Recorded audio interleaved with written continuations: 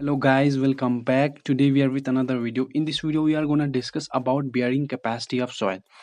तो previous videos में हमने डिस्कस किया था introduction part of Jio technical engineering. उसमें हमने बताया कि शैलो फाउंडेशन और डीप फाउंडेशन के बारे में, ठीक है, और कब हमें शैलो फाउंडेशन यूज़ करना है, कब डीप फाउंडेशन यूज़ करना है। तो एक बात बोलना मैं भूल गया, जब हमारी सॉइल की बियरिंग कैपेसिटी जो है वो 24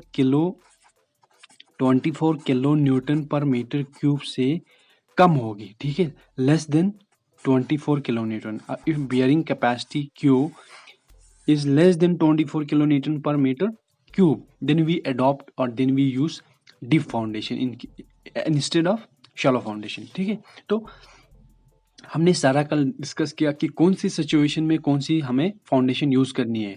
कि जब हम पानी में फाउंडेशन बनाना चाहते हैं तो कौन सा फाउंडेशन यूज़ करते हैं, वेल फाउंडेशन। ठीक है, क्ले के केस में, कोहेसिव सॉइल के केस में हम यूज़ करते हैं अंडर रिमिट पाइल फाउंडेशन। तो आई होप आपने वो अंडर रिमिट के बारे में मैंने आपको बताया था कि गूगल में देख लेना, तो देखा होगा और अच्छे से पढ़ भी लिया होगा। तो आज डिस्कस करेंगे बियरिंग कैपेसिटी, क्योंकि बियरिंग कैपेसिटी एक इम्पॉर्टेंट टॉपिक है डीप फाउंडेशन इंजीनियरिंग में। ठीक है, तो इसको समझ के चलना है, इसके बगैर आपका आगे काम चलने वाला नहीं है, क्योंकि इसी बियरिंग कैपेसिटी के बेस में टर्ज़गी बियरिंग कैपेसिटी थ्योरी हमने पढ़ना है। तो उसके लिए बियरिंग कैपेसिटी का कंसेप्ट समझ आना चाहिए।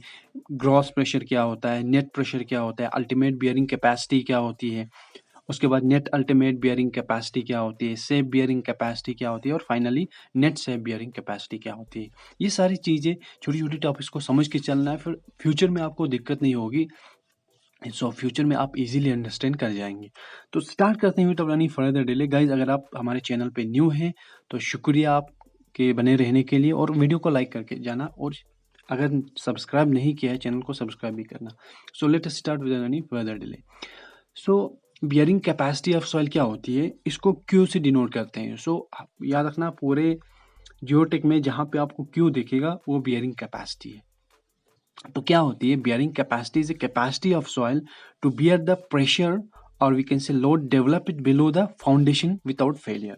देखो, अब यहाँ पे बात करेंगे, थोड़ी सी प्रैक्टिकल बात करेंगे। ये मेरी फुटिंग है या फाउंडेशन कह लो। तो ये कहाँ पे हम इसको रखते हैं? मिट्टी के नीचे, ठीक है, सॉरी मिट्टी के ऊपर। ठीक है, तो जब मिट्टी के ऊपर रखेंगे, इसके नीचे जो मिट्टी है उसमें प्रेशर जनरेट होगा इस फाउंडेशन के लोड की वजह से, या फाउंडेशन के ऊपर जो हमारा सुपर स्ट्रक्चर है उस सुपर स्ट्रक्चर के लोड की वजह से। ठीक है, सारा लोड पड़ेगा फाउंडेशन में, वो फाउंडेशन ट्रांसफर करेगा इस मिट्टी में। तो फाउंडेशन के नीचे जो सॉइल है ना, उसमें एक प्रेशर डेवलप होता है, एक स्ट्रेसेस लगते हैं ड्यू टू लोड की वजह से। वो स्ट्रेस जनरेट होने के कारण क्या होता है, इसमें जोर आ जाता है मिट्टी में। अगर ये मिट्टी इस जोर को, इस सारे प्रेशर को बियर कर रहा है अच्छे से, फेलियर के बगैर, तो उसको हम बोलते हैं safe bearing capacity of soil. ठीक है, तो ये समझ के चल गए आप। अब आपको समझना है ग्रॉस प्रेशर क्या होता है। तो ग्रॉस प्रेशर को क्यू जी से हम डिनोट करते हैं। It is total pressure due to applied load soil on foundation. ठीक है, फाउंडेशन के ऊपर जो मिट्टी होती है, फाउंडेशन वेट ऑन फाउंडेशन। देखो, ये मेरी फुटिंग बनाया, इसके ऊपर घर है, घर का वेट, तो एक्सटर्नल वेट हो गया, अप्लाइड लोड हुआ घर का वेट। ठीक है, अब फाउंडेशन का कुछ अपना वेट भी होगा, ठीक है, उसको हम क्या बोलेंगे? Foundation weight. उसके बाद इसके ऊपर मिट्टी होगी, ठीक है, इसके ऊपर मिट्टी होगी ना, यहाँ से मिट्टी होगी, स्टो में, हील में, यहाँ पे मिट्टी होगी। तो उस मिट्टी का वजन, सॉइल जो फाउंडेशन के ऊपर है उसका वजन, इन सारों को इंक्लूड करके जो प्रेशर डेवलप होता है उसको हम बोलते हैं ग्रॉस प्रेशर। ठीक है, नेक्स्ट क्या है, यहाँ पे एक इंपॉर्टेंट पॉइंट लाया हूँ। फॉर सेफ फाउंडेशन जो ग्रॉस प्रेशर है ना, वो लेस होना चाहिए बियरिंग कैपेसिटी ऑफ सॉइल से। अगर लेस नहीं होगा, फेल हो जाएगी। ठीक है, यहीं पे हमारा मामला अटक जाएगा, इससे आगे हम बढ़ नहीं पाएंगे। ठीक है, अब नेक्स्ट बियर जो है वो है नेट प्रेशर। नेट प्रेशर को क्यू एन से डिनोट करते हैं, क्यू एन का हुआ नेट प्रेशर। अब नेट की बात कर रहे हैं तो नेट का मतलब हुआ, ये होता है difference of Q gross pressure minus Q sigma dash. Sigma dash होता है इफेक्टिव स्ट्रेस। इफेक्टिव स्ट्रेस क्या होता है, मैंने आपको समझाया है इफेक्टिव स्ट्रेस एनालिसिस में, ये होता है गामा इंटू डी। ठीक है, गामा क्या है? Unit weight of soil, D होता है डेप्थ ऑफ फाउंडेशन। ठीक है, और डेप्थ ऑफ सॉइल बोलो। ठीक है, तो यहाँ पे मैं समझाना नहीं चाहता हूँ, ये समझाया हुआ है। तो क्यू जी ग्रॉस प्रेशर में से ये निकालते हैं, क्यू जी माइनस गामा डी करेंगे तो हमें क्या आ जाएगा, नेट प्रेशर। तो नेट प्रेशर में हम क्या निकालते हैं, ये जो सॉइल का जो वेट हमने लिया था यहाँ पे, इसको सब्ट्रैक्ट करते हैं, नटशेल में मैं कहना चाहता हूँ, ठीक है। तो नेट की बात करेंगे तो सॉइल को हटा लें, वेट जो ऊपर से अप्लाई हो रहा है फाउंडेशन में प्लस उसका अपना वेट, उसको बोलते हैं नेट प्रेशर। अब अल्टीमेट बियरिंग कैपेसिटी की बात आ रही है, इसको क्यू यू से, यू का मतलब हुआ अल्टीमेट, क्यू का मतलब हुआ क्या हुआ, बियरिंग कैपेसिटी।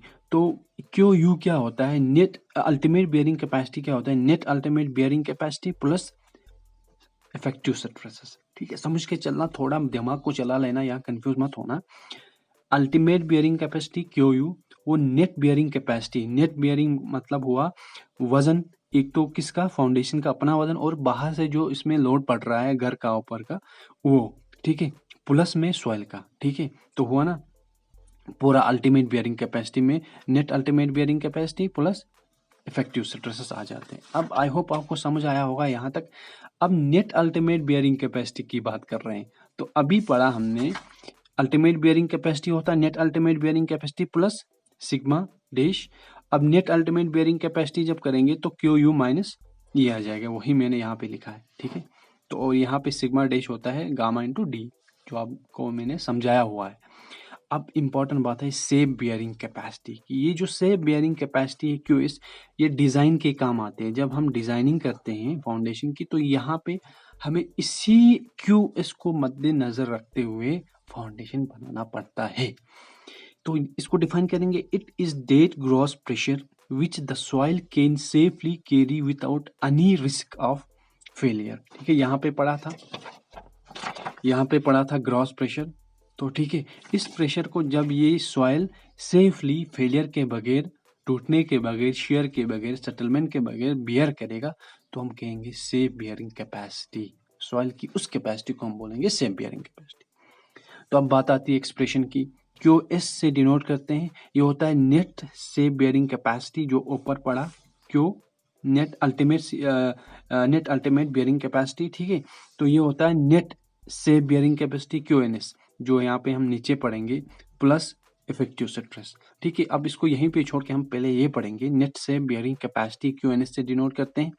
ये क्या होता है, net safe bearing capacity Q N S equal to Q N U divide by factor of safety. Q N U क्या होता है, क्यू इन यू होता है net ultimate bearing capacity. Net ultimate bearing capacity ये होता है Q U हुआ ultimate bearing capacity minus sigma. Confuse हो गए होंगे, आई होप समझ के देख, एक बार रिवीजन करना, दोबारा देख लेना, जो भी करना आपको अच्छे से समझ आएगा, आई होप। ठीक है, नेट से बियरिंग कैपेसिटी होती है net ultimate bearing capacity divided by factor of safety. तो उसी चीज को हमने यहाँ पे लिखा है, नेट से bearing capacity plus effective stresses, और आप लिख सकते हैं नेट अल्टीमेट बियरिंग कैपेसिटी, क्योंकि नेट से बियरिंग कैपेसिटी जो होती है वो इसके बराबर होती है। तो इस सारे वैल्यू को मैंने इसके बदले में लिखा यहाँ पे, प्लस क्या किया, इफेक्टिव स्ट्रेसेस किया। अब नेट से बियरिंग कैपेसिटी आप यहाँ से इसको क्यू एन एस से डिनोट करते हैं हम, ठीक है। तो ये होता है इसके बराबर, और यहाँ पे इसको ये भी लिख सकते हैं क्यू यू माइनस सिग्मा, क्योंकि नेट अल्टीमेट बियरिंग कैपेसिटी आपने पढ़ा हुआ कि वो ultimate bearing capacity minus effective stresses होते हैं। अब बात आ रही है फैक्टर ऑफ सेफ्टी की, तो इसको याद रखना, ये इंपॉर्टेंट है। 2.5 ढाई से लेके 3 तक ये लाई करता है, ठीक है, factor of safety. I hope आपको ये सारा समझ आया होगा, जितने भी बियरिंग कैपेसिटी से। तो ये इंपॉर्टेंट है आपके लिए। तो कल हम टर्ज़गी बियरिंग कैपेसिटी थ्योरी को डिस्कस करेंगे विद एजम्पशन। तो सारा डिटेल में पढ़ेंगे भाई, बहुत ही इंपॉर्टेंट है आपके एग्जामिनेशन पॉइंट ऑफ व्यू के लिए। गेट में तो क्वेश्चंस आ जाते हैं, ठीक है, और गेट में ये भी पूछा गया है, अभी क्वेश्चन नहीं लाया हूँ। हमारा सीरीज चल रहा है GATE previous year questions from 2000 to 2020, तो उसमें सारे क्वेश्चन हम ला रहे हैं। तो हम जियोटेक में जितने भी चैप्टर्स हैं, soil properties of soil, classification of soil, effective stress analysis, तो एक वे में, सिस्टमेटिक वे में हम सारे वीडियोस को कंटिन्यू कर रहे हैं। उस सारे वीडियोस में सारे गेट के क्वेश्चन को इंक्लूड करके चल रहे हैं। साथ में हमने सॉइल मैकेनिक्स के अब तक जितने भी एसएससी जे में क्वेश्चन आए हुए हैं उसका बाज़ाब्ता प्लेलिस्ट बना के सारे क्वेश्चंस को डिस्कस किए हैं 2000 से लेके 2018 तक। ठीक है, आप चाहे तो देख सकते हैं, उसमें हमने ये सारे क्वेश्चन डिस्कस किए हैं सॉइल मैकेनिक्स के। आई होप गाइस, तो यहीं पे वाइंड अप करना चाहता हूँ। नेक्स्ट वीडियो में मिलेंगे कुछ अच्छा कंटेंट लेके आपके लिए। तब तक के लिए अपना ख्याल रखना। Take care, bye.